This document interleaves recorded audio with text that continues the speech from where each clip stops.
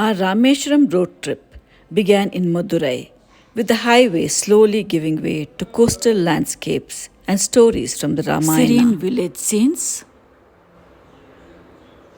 water bodies, salt pans where salt is produced. We arrived at our first stop, which is Thirupullani, one of the 108 Divya Desams associated with Lord Vishnu. And it is deeply connected to the Ramayana, home to Adi Jagannatha Perumal. The main deity is Adi Jagannatha Perumal, who is believed to have gifted the bow and arrow to Rama before he set out to Lanka. Lord Rama is believed to have rested here on a bed of darba grass, surrendering to patience before beginning his journey to Lanka.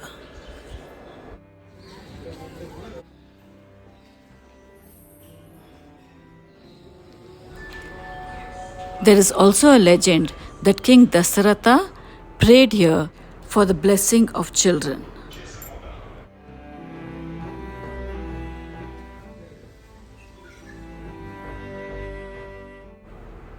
We then continued our journey and stopped at the Navagraha temple at Devipatnam. It is around 65 kilometers from Rameswaram. Before building a bridge to Lanka, Rama first paused to seek harmony with the cosmos. At Devipatnam, the 9 stones standing quietly in the sea are believed to mark that prayer to the Navagrahas.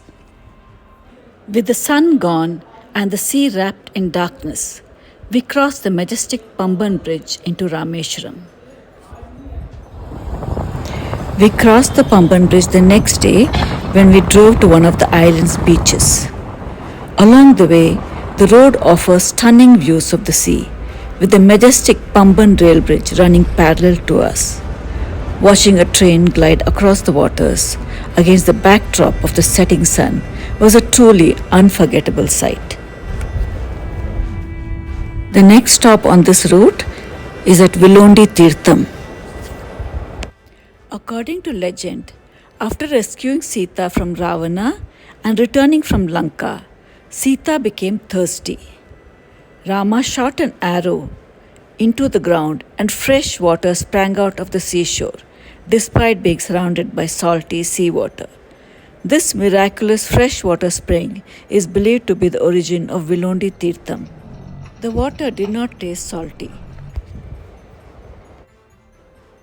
We did not stop at the A.P.J. Abdul Kalam Memorial as it was well past closing hours. We then checked into our hotel, the Boomerang Inn, a very nice relaxing place with only breakfast provided. The next day, the plan was to go to Dhanushkodi. Our first stop on the way was to the house of Kalam.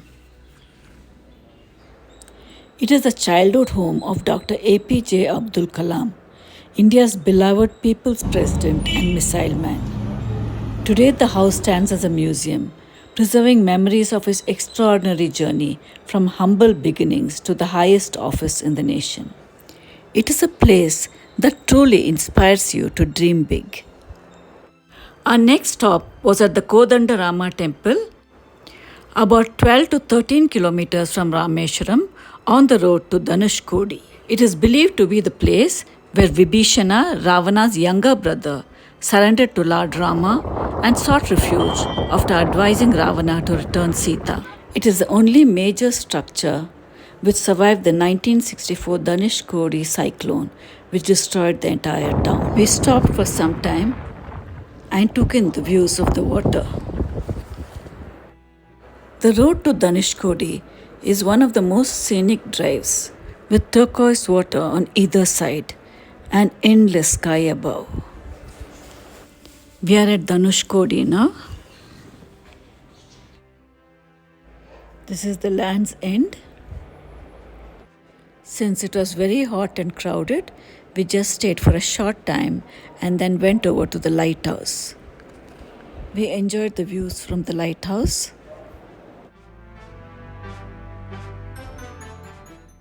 Next stop was at the Dhanushkodi Church. Before 1964, this was part of the bustling town connecting India and Sri Lanka. Then came the great cyclone that swept away homes, the railway station, and nearly the entire town. It was less crowded, so we enjoyed the beach for some time.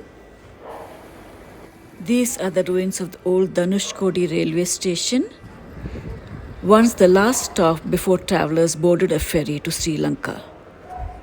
Nearby is a small Ramar Padam temple, believed to mark the path taken by Lord Rama.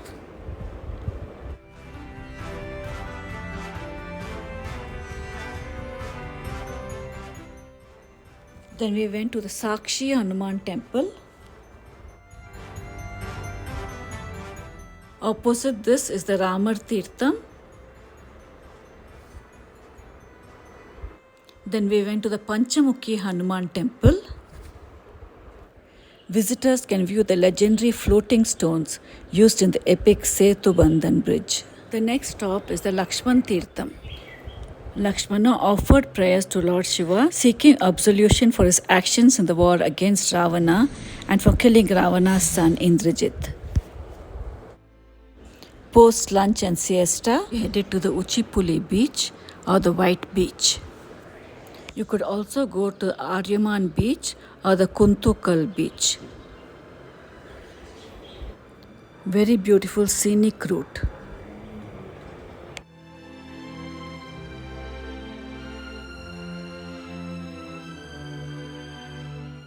Oh wow, suddenly the sea comes up.